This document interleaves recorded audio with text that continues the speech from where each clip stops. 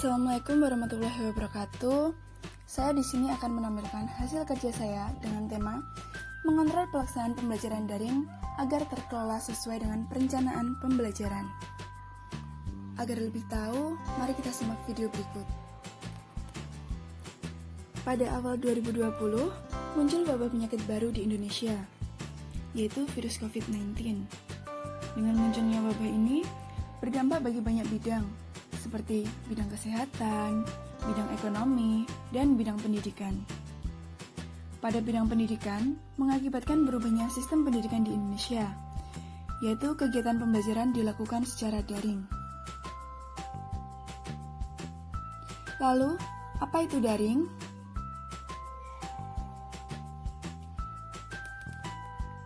Daring merupakan singkatan dari dalam jaringan, sebagai pengganti kata online yang sering kita gunakan dalam kaitannya dengan teknologi internet. Daring adalah terjemahan dari istilah online yang bermakna tersambung ke dalam jaringan internet. Pembelajaran daring artinya adalah pembelajaran yang dilakukan secara online, menggunakan aplikasi pembelajaran maupun jejaring sosial. Pembelajaran daring merupakan pembelajaran yang dilakukan tanpa melakukan tatap muka, tetapi melalui platform yang telah tersedia. Segala bentuk materi pelajaran didistribusikan secara online, komunikasi juga dilakukan secara online, dan tes juga dilaksanakan secara online. Sistem pelajaran melalui daring ini dibantu dengan beberapa aplikasi, contohnya seperti Google Classroom, Google Meet, Edmodo, dan Zoom. Lalu, bagaimana caranya agar peserta didik dapat mengikuti pembelajaran daring dengan baik? Nah, selama pandemi ini, pendidikan di Indonesia dilakukan melalui pembelajaran daring dengan bantuan berbagai macam aplikasi belajar. Terkadang, dilakukan secara tatap muka di sekolahan secara bergantian. Namun, pembelajaran daring ini dirasa kurang efektif oleh beberapa orang, dikarenakan merasa kesulitan dalam menerima materi dan kesulitan untuk fokus belajar. Hal ini dapat dipengaruhi karena metode pembelajaran atau media yang digunakan dalam belajar kurang menarik bagi peserta didik. Dalam melaksanakan pembelajaran daring yang dilakukan di rumah sekarang ini, peran dari orang tua itu sangat penting, karena agar dapat memantau perkembangan belajar peserta didik dan juga tahu apa saja yang dilakukan oleh peserta didik. Dan jika ada yang mengawasi belajar, mau tidak mau, biasanya anak akan tetap belajar.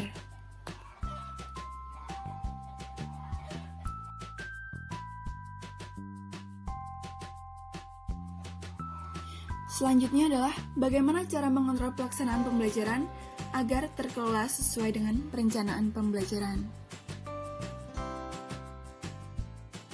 Setiap kegiatan belajar mengajar tentunya memiliki tujuan pembelajaran.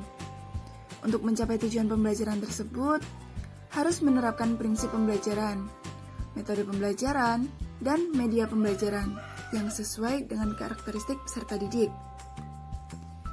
Cara mengontrol pelaksanaan pembelajaran jarak jauh memerlukan faktor pendukung, baik itu dari lembaga pendidikan maupun dari peran orang tua. Nah, yang selanjutnya adalah peran lembaga pendidikan dan peran dari orang tua. Pertama adalah lembaga pendidikan. Lembaga pendidikan dibedakan menjadi dua.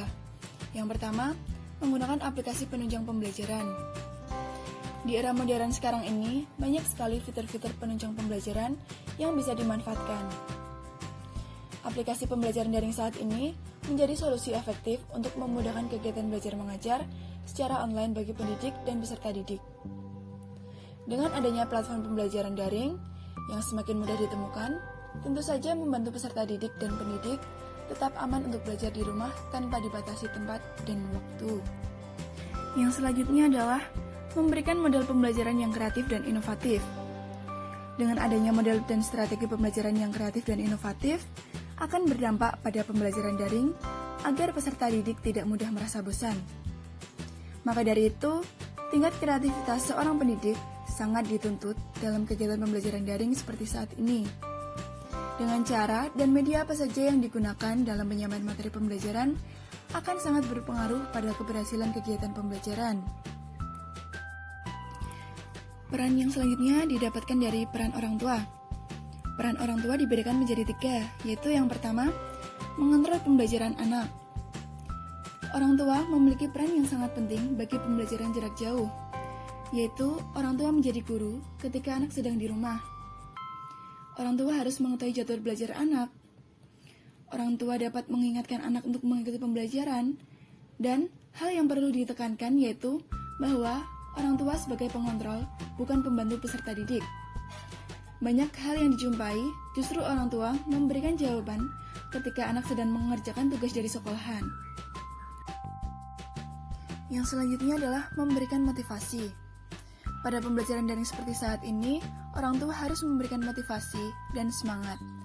Karena pembelajaran daring akan membuat anak merasa tertekan dan bosan. Hal ini disebabkan adanya pembatasan dalam bersosialisasi, yang mengakibatkan anak tidak dapat bertemu secara langsung dengan teman-temannya. Maka dari itu, peran orang tua sangat penting untuk anak. Yang ketiga, peran orang tua adalah memfasilitasi pembelajaran anak. Orang tua juga berperan untuk memfasilitasi pembelajaran anak, karena dengan adanya fasilitas yang memadai, akan menunjang berlangsungnya kegiatan pembelajaran daring yang lebih maksimal. Misalnya seperti laptop, handphone, dan internet.